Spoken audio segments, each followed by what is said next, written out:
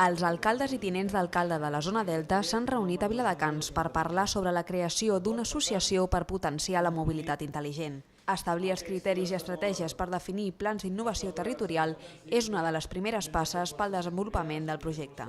Bàsicament el que estem és avaluant la possibilitat de crear entre tots els ajuntaments del Delta la formalització d'un clúster, és a dir, una associació d'empreses, d'institucions, d'ajuntaments, per potenciar un sector, que és el sector de la mobilitat intel·ligent, que està cada vegada més dintre de la nostra zona guanyant espai dintre de les empreses. Aquesta iniciativa sorgeix d'un estudi fet amb la Generalitat per definir els sectors de més futur i presència a la zona del Delta. Segons les dades de l'informe, els sistemes de mobilitat intel·ligent, entre els quals es troben la logística o el transport, són uns dels sectors amb més futur i possibilitat de desenvolupament a la zona. Amb la formalització del clúster es preveu una millora de serveis i estratègies per la implantació d'empreses d'aquest sector.